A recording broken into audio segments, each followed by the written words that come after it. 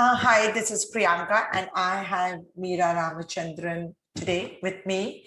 And I would like her to introduce herself, and then we will move on to our questions. So, hey, Meera, thanks for being on the podcast with us and help Gradachiever to go to the next step. So, could you please introduce yourself?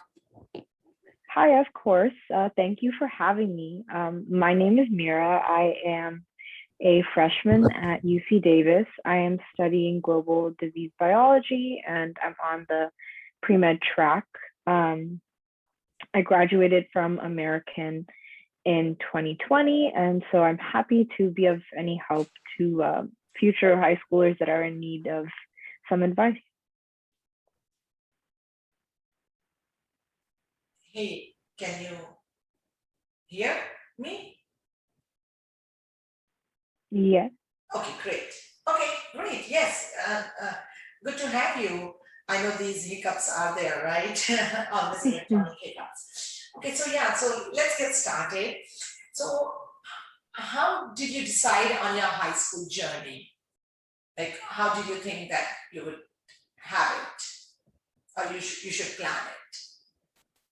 Um, well, I am the older child of my family, so we didn't really have any idea going in what to really expect or what were the right or wrong things to do.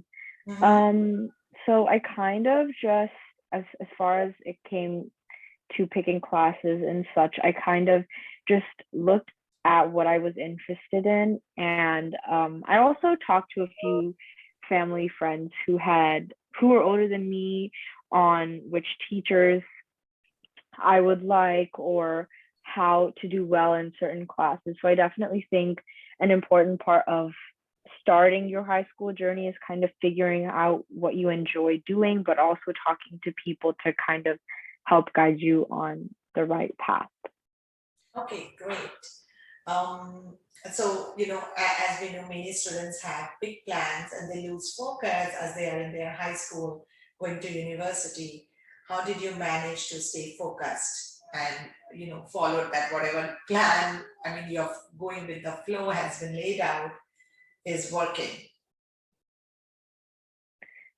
I think the main way I stayed focused is I don't think that, you know, intrinsic motivation is something that can be taught. I think that you do have to have some sort of, you have to know what you want and you kind of have to be willing to do whatever it takes to get there. And I think that I just kind of kept reminding myself of what I was working for. And that wasn't necessarily like getting into a good college or anything like that. It was more just like that I wanted to do something really good with my life. And I wanted to be proud of myself when I graduated, whether that meant getting really good grades or just participating in a lot of activities and having a good time. I think that I just really wanted to make sure that I was going to be proud of myself and happy with everything I did and have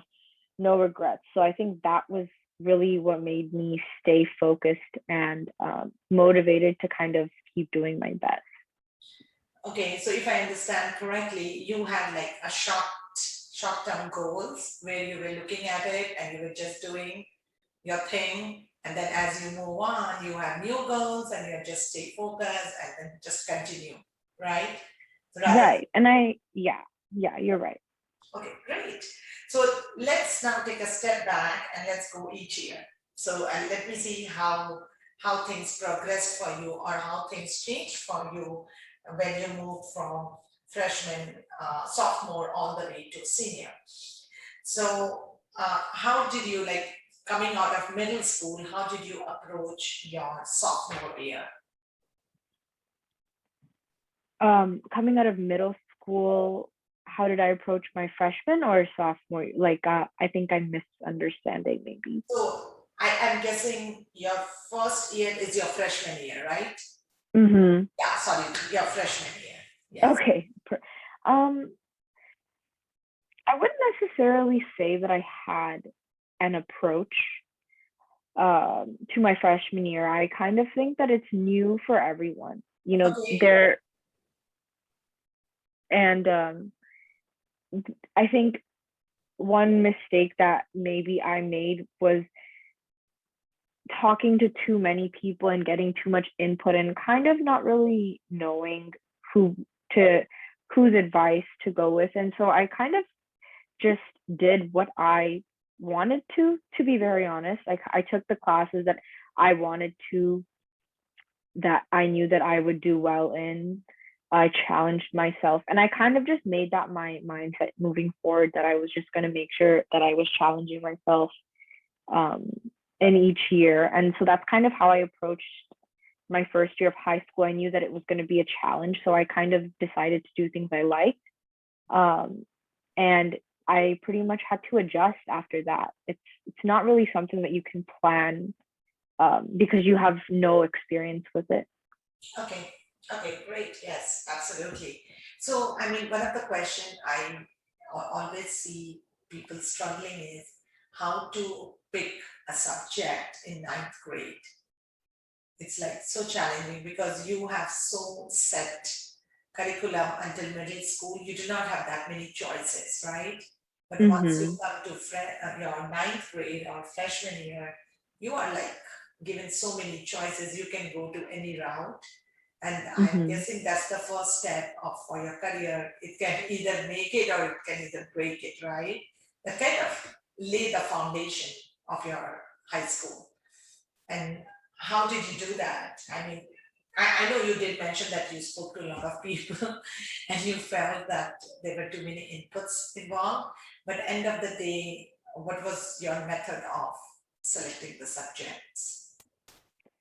Um, well, I always kind of had taken honors classes and things prior to high school. So I decided that I kind of wanted to continue down that path. And I was always someone that enjoyed school. Mhm. I'm not saying it was easy or anything because it definitely was not, but I always really liked school. And so I wanted to continue down that same path. So I took the same honors classes, kind of continuing that trend from middle school.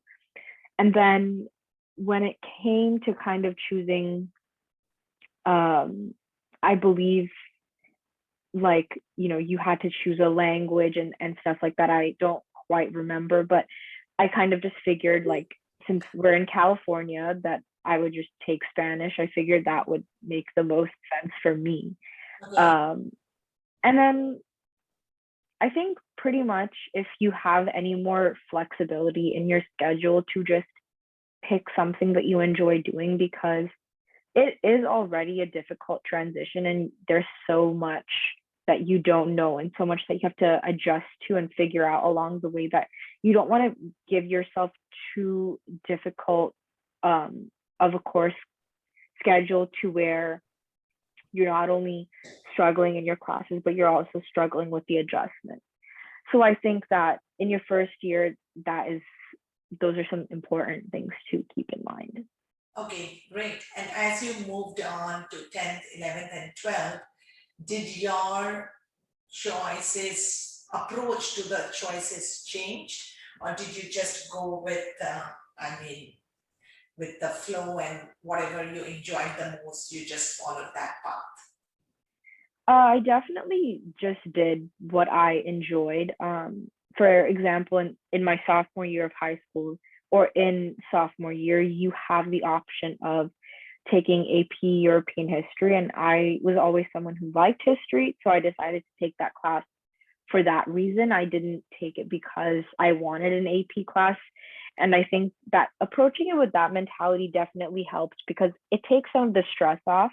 And I think that if you're someone who, for example, like really does not enjoy history, I don't think it's worth taking a class just for the GPA boost or that it may look good on your college applications, because at the end of the day, you don't want to be miserable taking a class that Mm, you just do not enjoy.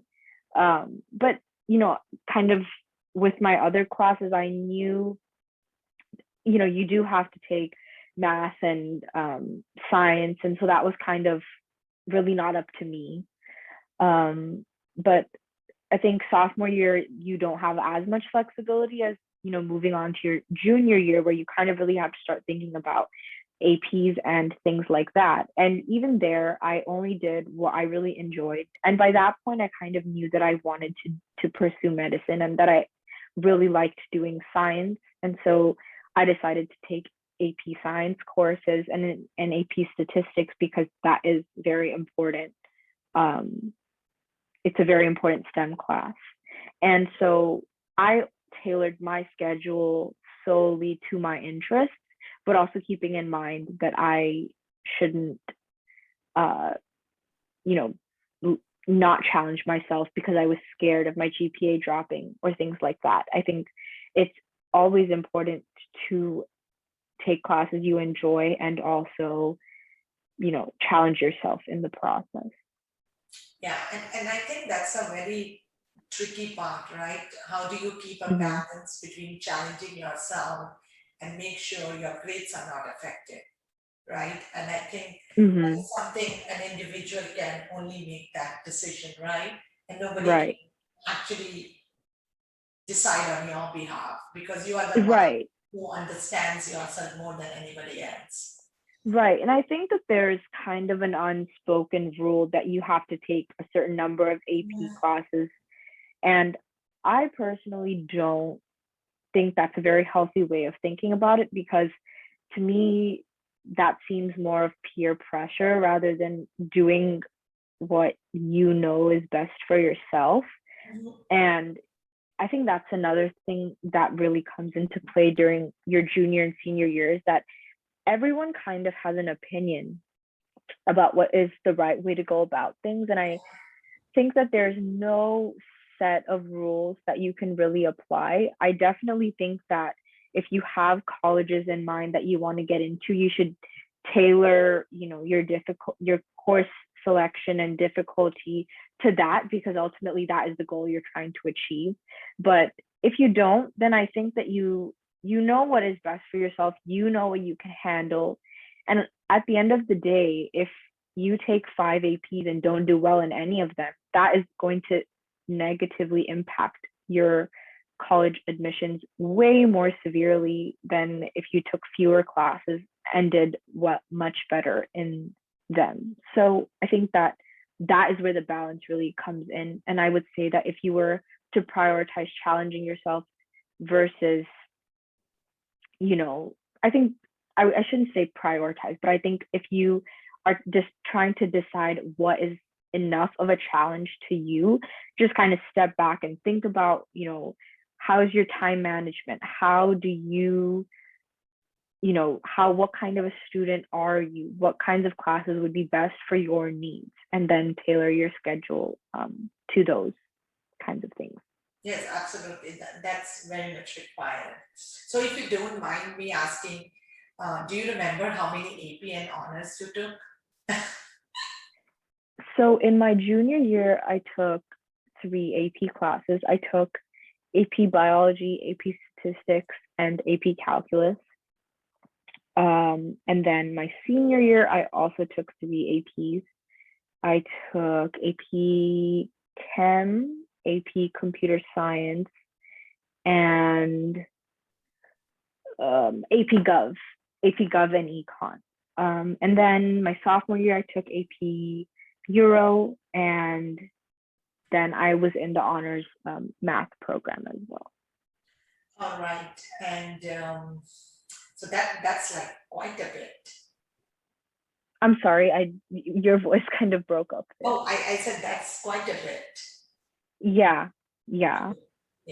So, I mean, since now you are in the college, and if you retrospectively look at it, Mm-hmm.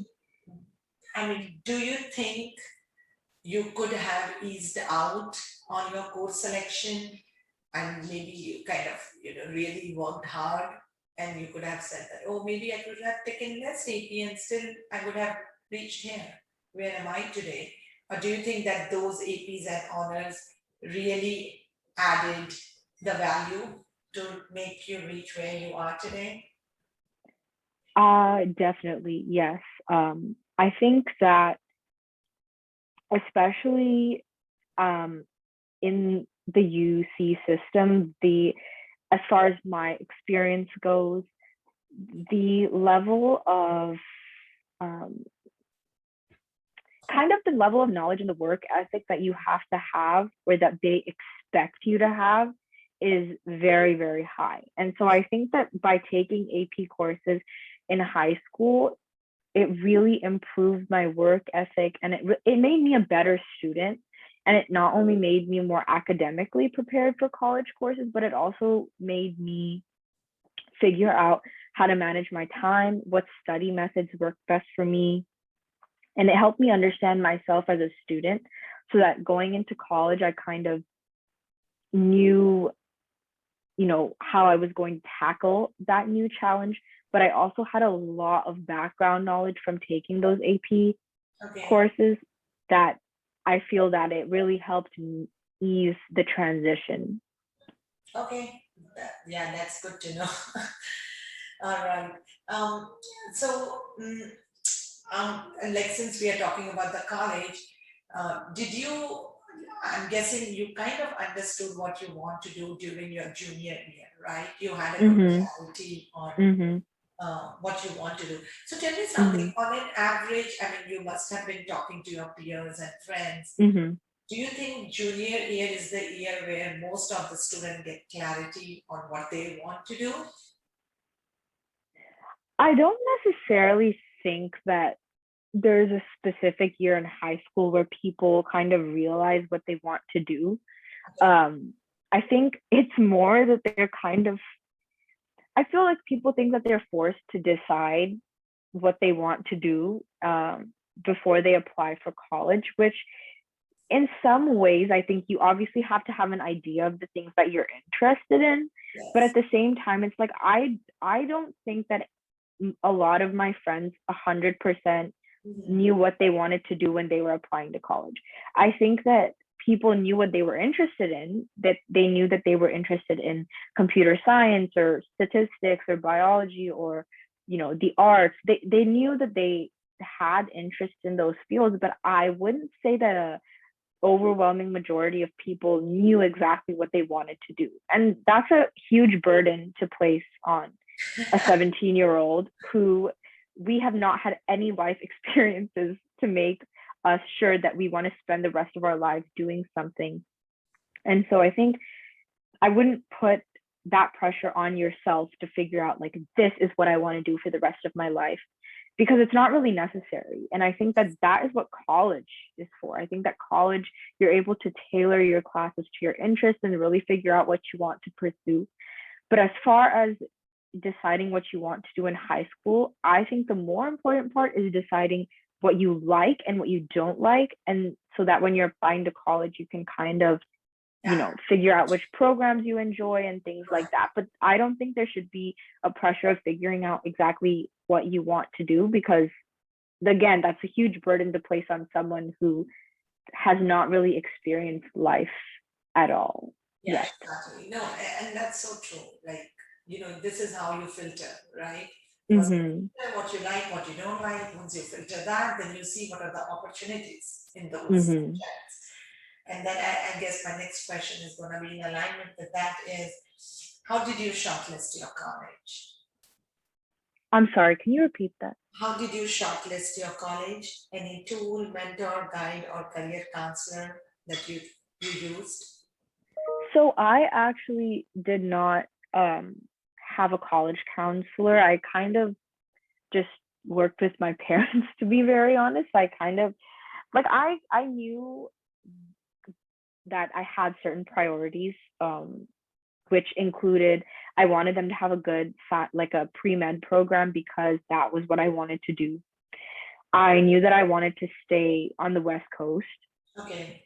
I did not I do not enjoy the cold. I did not want to move across the country. I'm very close with my family, so that was definitely not something that I wanted to do at all.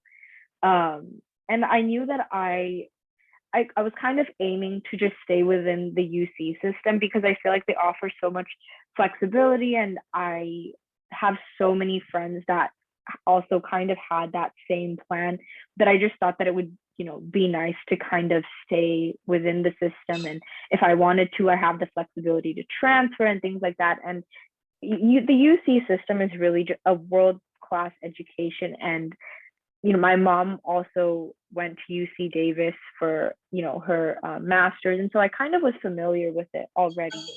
And so I kind of had my list of priorities, and that's how I made my list of where I wanted to apply. Like I said, I did not want to go on the East Coast, so I didn't even look into that at all, because I knew that even if I got in, I wouldn't go, so I didn't want to waste my time applying.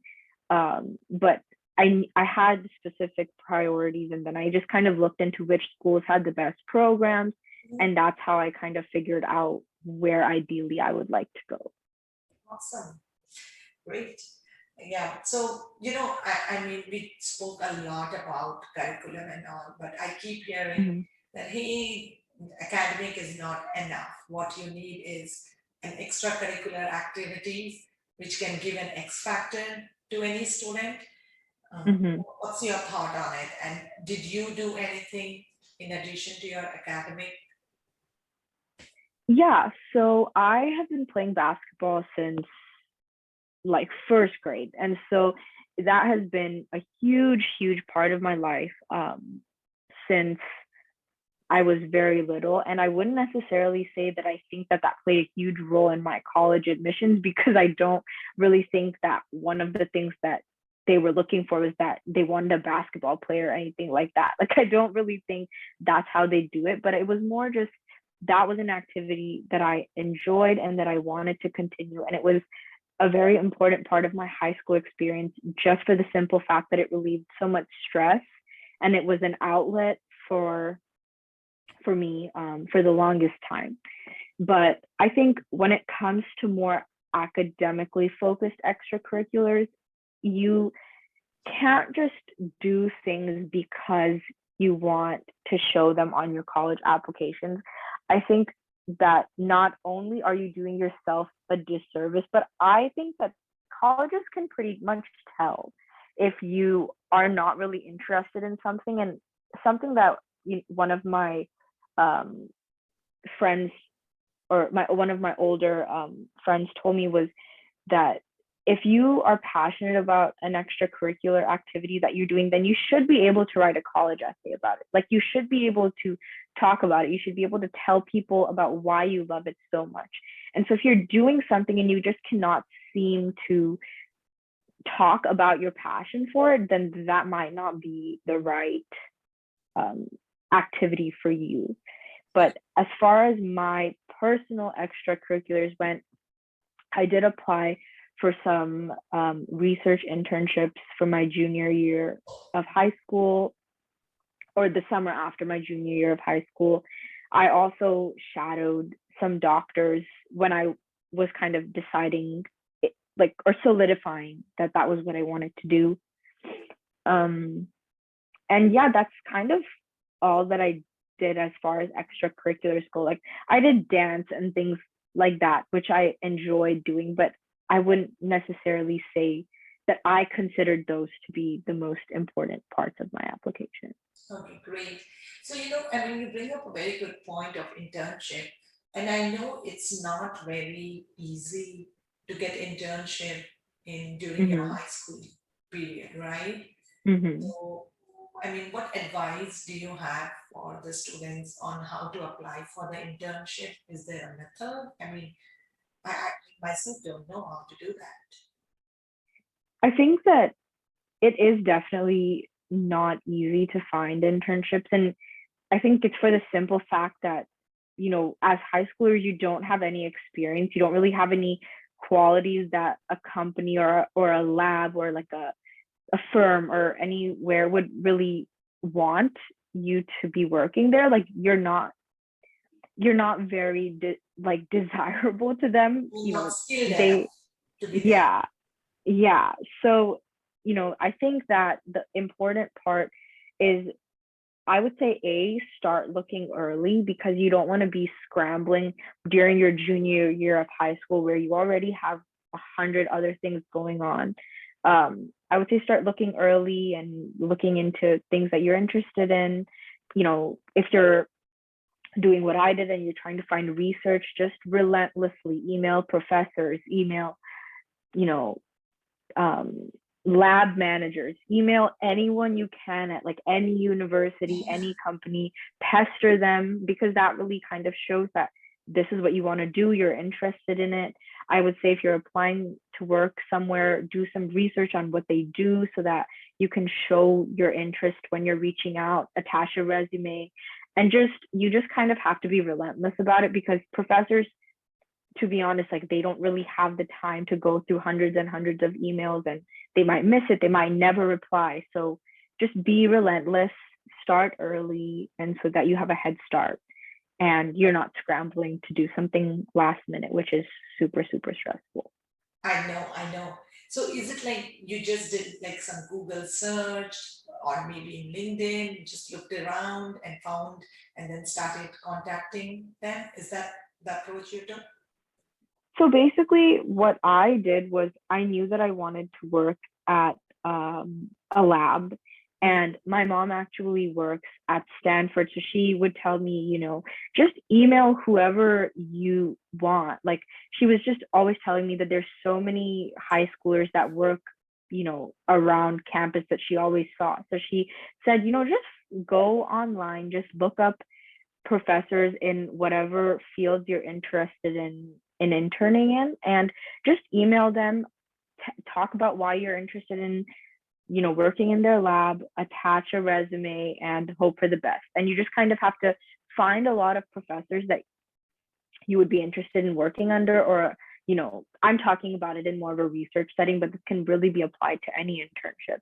And just kind of Google search pretty much people that you would be interested in working with, and just email them, their assistant or their lab manager, whatever. And eventually, hopefully, someone will get back to you. But another good option is also applying to programs, which are harder to get into. They always have a limited number of seats, but it's always worth a shot. Yeah, it's always like unless and until you don't approach, you won't get see the result. Mm-hmm. I would say this is like really a very important tips for the students, Mm-hmm. to really succeed in what they are doing. And that kind of also helps you to validate whatever is your interest. Is this something you would really like to do it in the Right. right? Mm-hmm. You kind of get a taste of it, and then maybe that will motivate you further as well. Yeah, I definitely think that, getting hands-on experience is really the only way you can kind of figure out if you really want to pursue something for your career. Yes. And I think that, any opportunity that you can get, you should just go for it, because like I was saying earlier, we are so young, we have not experienced a lot in life yet. So I think that any time that you have to gain some knowledge and some perspective, you should definitely, leap at that opportunity. And definitely, I think one of my top, suggestions is to start looking for those things early, because you don't want to be in a situation where you're really desperately looking for an internship, and that's a whole very stressful process. So I definitely think that anytime you have that opportunity to get some hands-on experience, you should just go for it. Yes, absolutely. So my last question, if Mm-hmm. if I ask you, what is one thing you should have you could have got that would have made your journey easier, then what that Mm-hmm. would be? I think that the one thing that I wish I had done differently is, I think in the first like 2 years of high school, you kind of think that you have time until you have to start thinking about, your GPA in college and things like that. But I think that I wish I would have taken those first 2 years more seriously, because I think that, like you had mentioned earlier, those are really the foundational years. Yeah. You know, before you really have the freedom to kind of pick and choose your classes and things like that, you kind of really have to solidify your grades, your study methods, your time management. All of that really, I think, happens in like your first 2 years, and you really have to have a grasp of those things in those 2 years before you move on to your junior and senior year, because that's when things start to really pick up the pace and get a lot tougher. And so I think that definitely really focus on getting your study routine down, figuring out what works for you and what doesn't in those first 2 years, really prioritizing, you know, exploring all of the different things you can do in high school, like the clubs you can join, the sports you can play, you try out for the musical, and just, explore your options, but at the same time, really zero in on who you are as a student and perfect those things so that moving forward, you don't have to pick up this slack from those 2 years, if that makes sense. Like if you're already solidified in what you works for you, then you're set moving forward. Yes, absolutely. But my question was, I mean, this is really, really good information, but my question was like, from support perspective, like, do you think a counselor from the college would have given you an insight that, you know what, these are your years and you better do it? Because what you did was, I guess, you voluntarily went out, spoke to a lot of people, they confused you more, rather have a structure in place where the students are coached well. Do you think, Mm-hmm. or kind of would have given you some kind of insight, um, or any such kind of a support where you are trying to make a decision, but you don't have anybody except your parent and your friends, right? And Mm-hmm. they are not, I don't think they are like very skilled to do that, but maybe Yeah. you should have something in place, or maybe they should have some kind of program in place where the students are coached that what does this mean, and and you have somebody to share their experience, or maybe some tool online things where you can read and you can fetch some information out there so that you know what you are signing up for, because that's what I have seen. Kids don't even know what they are signing up for, right? Mm-hmm. Being an immigrant, we kind of do not, like the parents of the immigrant do not even give the kids the right direction. Mm-hmm. They'll be like, yeah, maybe, may not be, yeah, try this, try that. So do you think there should be something in place that could have helped students like you? And I'm sure there are more and more students who are more confused than you. I definitely don't think that, it's, in my opinion, I don't think it's really necessary to have someone coaching you from the very start, because I think that kind of takes away from the whole experience of high school and kind of figuring out what you're interested in. I definitely think maybe having someone to guide you from for your junior and senior year is helpful, because those are the years where you're making the tough decisions when it comes to standardized testing and classes and things like that. But I think, my advice for going into high school is talk to someone who, like a student who, you trust, and B, is kind of has the same interest as you, or kind of went down a similar path to what you envision yourself doing, and kind of get one person or a few people's advice who are kind of doing the same things as you are. I definitely don't think asking 100 people is a good idea, because everyone has a different opinion. But I think, asking a few trusted friends who have done the same thing as you to kind of shape your first 2 years. And then if you feel it's necessary in your junior year to get someone to talk to kind of help you through the next 2 years into your college applications, I think would be helpful. Okay, great. So what you are saying is more than guidance, it's more educate and aware, make yourself aware. what is Yes. happening, what may happen, and what has happened with the people like you. Okay, that Mm-hmm. totally sounds good. I think that's all from my side. Do you have any questions? No, I don't, but thank you for having me. No, thanks for coming, on podcast with me. It's really gonna be helpful to the students, who are gonna enter into this journey or already there. I'm guessing they are really looking out.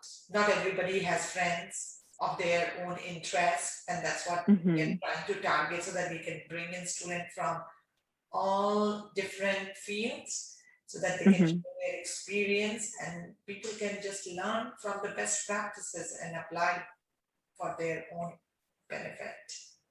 Yeah, and definitely, if anyone is kind of on the pre-med track or, Mm-hmm. has some specifically pre-med questions and things like that, feel free to reach out and ask me Yeah, questions and I will help to the best of my ability because I know how it feels to kind of just be lost and, I know. everyone's doing something and Uh-huh. something different. You don't know what's right for you. You don't know, you don't Correct. want to regret making certain decisions. So definitely, if anyone has any questions, feel free to reach out. I would be happy to help. All right, great. Thanks a lot, Meera, and all the best for your future years. And hopefully, I'll see you soon as a doctor. Yeah, definitely. Thank you so much. Stay safe. All right, great. Thanks. Bye. Thank you. Bye.